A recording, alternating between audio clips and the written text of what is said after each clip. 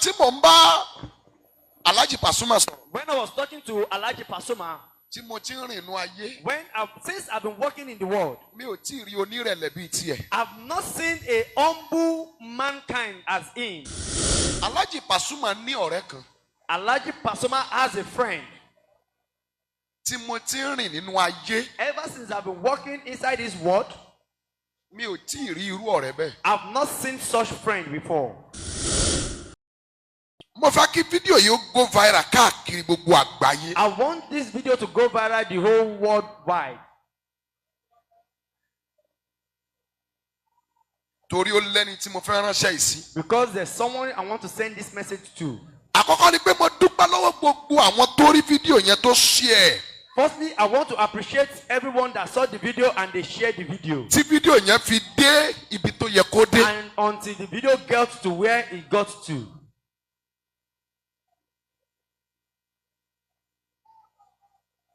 Mo wá ní ọpẹ́ pàtàkì nǹkan. And I have a special appreciation Fún èèyàn kan. for one person. Ẹ jẹ́ kí fídíò yìí go viral. Please let this video go viral. Láàárín àwọn ọ̀rẹ́ Out of friends, ni ọ̀tá wà. their enemy exists. Láàárín àwọn ọ̀tá Out of enemy, tún ni ọ̀rẹ́ wà. their friend exists. Sọ́ọ̀lù tẹ́rí yẹn. That Saul you see Ọ̀tá ló jẹ́ sí Dáfídì. is enemy to David.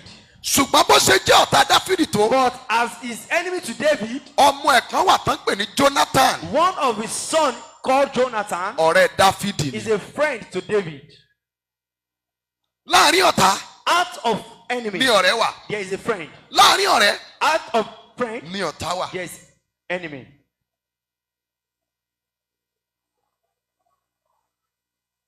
Alhaji Pasuma ní ọ̀rẹ́ kan. Alhaji Pasuma has a friend. Tí mo ti ń rìn nínú ayé. Ever since I've been working inside this world, Mi ò tí ì rí irú ọ̀rẹ́ bẹ́ẹ̀. I've not seen such friend before. Ṣé rí ọ̀rẹ́ rẹ̀ yìí? You see this is friend? Ó gbé ọ̀rọ̀ Pasuma lérí. He carried Pasuma issue matter in his head as if it's his own. Ju ara tiẹ̀ lọ. More than his own case. Gbọ́ mi. Listen,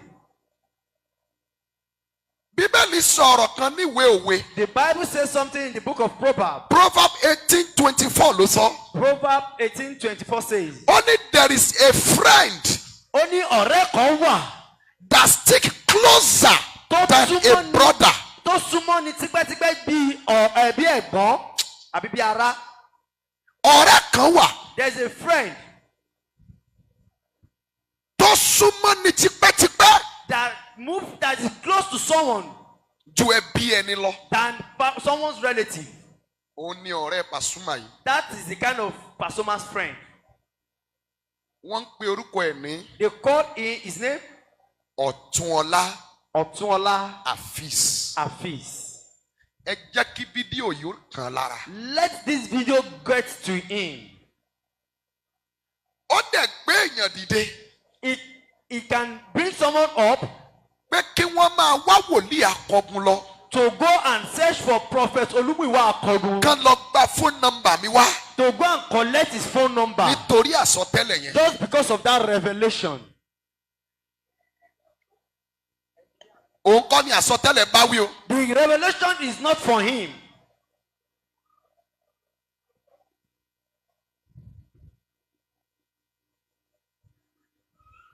Òun kọ́ làsọtẹ́lẹ̀ bá wí o. The revelation is not for him. Ṣùgbọ́n But ó gbé lérí. he put it on his head. Ní ọjọ́ yẹn ní ọjọ́ Monday yẹn. On Monday, Ó máa pè mí more than 10 times. he called me more than 10 times. Wòlíì Prophet, kí la máa ṣe? what are we going to do? Gbà tí mò ń bá Alhaji Pasuma sọ̀rọ̀. When I was talking to Alhaji Pasuma, Tí mo ti ń rìn inú ayé. since I've been working in the world, Mi ò tí ì rí onírẹ̀lẹ̀ bíi tiẹ̀. I've not seen a humble mankind as him. Ìwọ tó ní nǹkan kan. You that you don't have anything. ìgbéraga wọ̀ ẹ́ lẹ́wù. Pride enclothes you. ẹni tó ti rin gbogbo orílẹ̀-èdè ayé já. Someone that has toured the whole world. tí gbogbo ènìyàn mọ̀. That everybody knows. òun ni wọ́n fún ní mẹ́sẹ̀gì yìí. That they gave him message. wọ́n fún ní mẹ́sẹ̀gì. They gave him message. ó gbé ìgbésẹ̀. And he took step.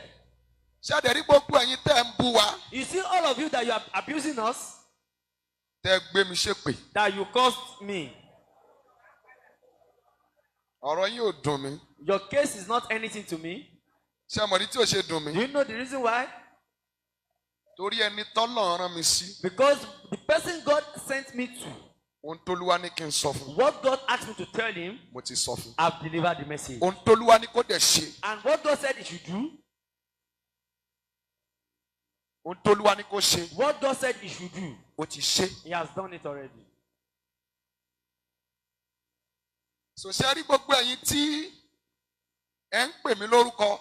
Those of you that you are calling me names. ọmọkùnrin kan wà ń bẹ̀ nù wọn. There is a man, a guy among them. a young guy. A young guy. ó dìídì ṣe fídíò fún mi. He decided to do a video for our prophet.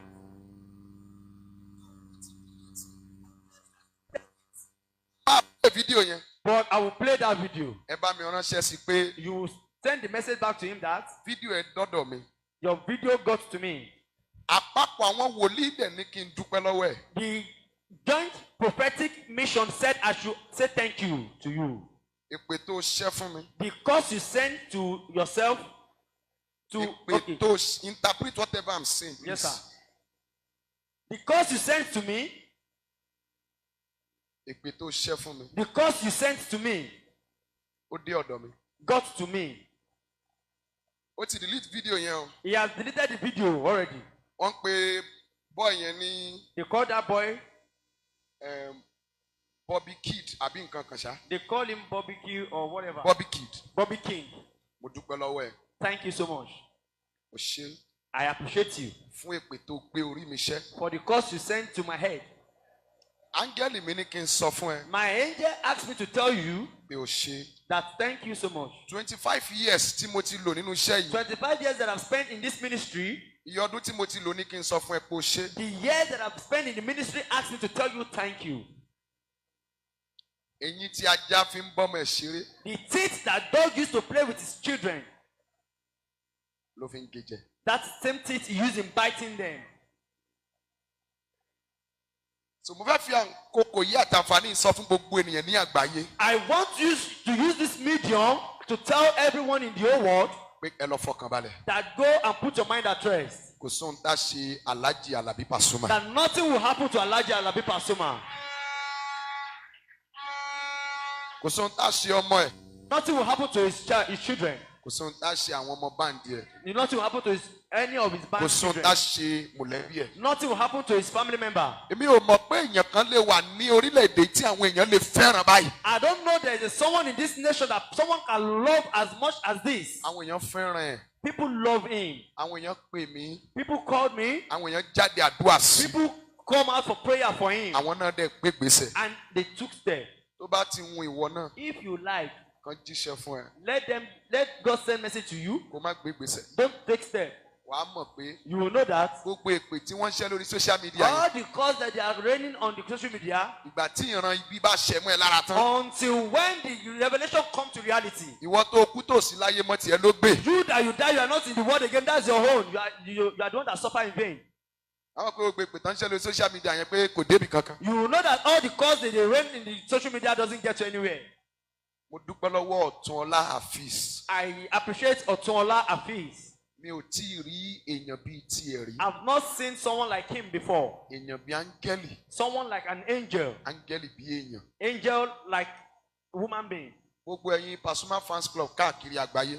Pasuma fans club, the whole wide world.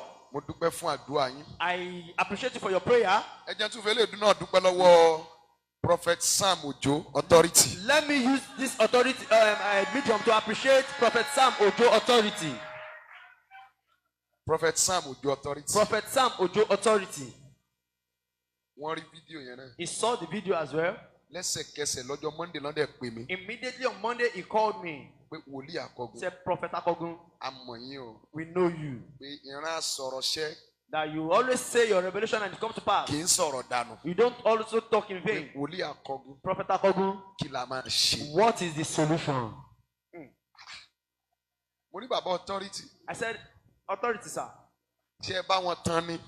Are you related to him or not? Wọ́n láwọn ò bá tán. He said, I'm not related to him. Wọ́n ní ṣùgbọ́n But èèyàn dáadáa ní Pasuma o. Pasuma is a good person. Wọ́n lọ́jọ́ tí àwọn ṣí radio station wọn. He said the day he opened his radio station, Wọ́n ló wá kọrin níbẹ̀. he said he came to come and sing there. Kò dẹ̀ gba wọn kọ́bọ̀ lọ́wọ́ And àwọn. he never collected a dime from him. Wọ́n ní gbà fún múrí. He said, as I Ní said, gbà fún gbàdà. as I A said, good turn deserve another. a good turn deserve Wọ́n another. ní wòlíì àkọ́gun. He said, Prophet Akogun, Kí lolúwa ní kí a ṣe? what is the Lord saying to be the solution? Èèrà ò gbọ́dọ̀ rin bàbá yìí. Nothing must happen to Pasuma.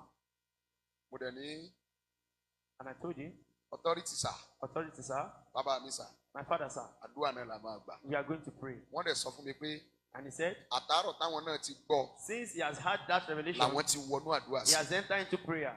Mo fẹ́ bi ẹ́. I want to ask you, Ǹjẹ́ ìwọ láwọn èèyàn tó lè dúró fún ẹ do you have anybody that can stand for you lọ́jọ́ àdánwò tiẹ̀? on your day of your tribulation? Àwọn èèyàn pè mí o. People called me Àwọn lọ́balọ́ba, kings, àwọn ìjòyè, chiefs, àwọn olórí ìlú people that head the nation and the state, nítorí orí èèyàn kan. just because of a head. Obìnrin kan sun ẹkún lórí social media. A lady was crying on social media. Àánú ṣe mí. I pity. Ibẹ̀ làwọn kan dẹ̀ ti ń gbé wa ṣépè. And same time, some people are raising curse on us. Àwọn tó lójú tí ò ríran. People that have eyes that they could not see. Ibẹ̀ làwọn kan tún fẹ́ fi ọ̀rọ̀ yẹn trend. And same time, some people want to use that word to trend the revelation. So ẹ lọ fọkàn balẹ̀. Go and put your mind at rest. Ohun gbogbo tó lúwa ní ká ṣe. What God has asked us to do, Gbogbo ẹ̀ láti ṣe. we have done everything. Alhaji Pasuma, Alhaji Pasuma, ibi ò ní dọ́dọ̀ yín. evil will not get close to you. Amen. Ẹ ṣàmì tó. You are not saying amen. Amen. Amen. Ibi ò ní dọ́dọ̀ yín. Evil will not get to your household. Kò ní dọ́dọ̀ ọmọ Will yín. not get to your children. Mo sọ̀rọ̀ gẹ́gẹ́ bí I wòlíì. speak as an oracle of God. Torí ẹni tó bá rí ìran, Anybody that saw a revelation, òun ló mọ ìdìdì ohun tó rí. he is the one that knows The mystery. the mystery of it. Gbogbo àwọn tó kàn ń sọ̀rọ̀, Everybody that are just talking, wọ́n kàn ń sọ̀rọ̀ ni. they are just talking. Mo sọ̀rọ̀ bí wòlíì. I talk as a prophet. Bí Pasuma. Elijah the people Pasuma. Ibi ò ní wọlé yín You will o. not get to your house. Kò ní wọnú báńkì You will yín. not get to your bound. Kò ní súnmọ́ sàkání You will yín. not get close to you. Ìjì ò ní gbé yín lọ. Kò ní gbé ọkọ lọ. Kò ní gbé aya lọ. Kò ní gbé ọmọ lọ. Kò ní gbé ilé yín lọ. Inú ayé ò ní jó yín. Amen. Inú ẹ̀mí ò ní jó yín. Amen. Àjálù ò ní jálù yín. Amen. Bẹ́ẹ̀ ló dẹ̀ máa rí. Amen. Jésù Olúwa wa. Amen. Pàtẹ́wọ́ fún Jésù dáadáa. Clap for Jesus.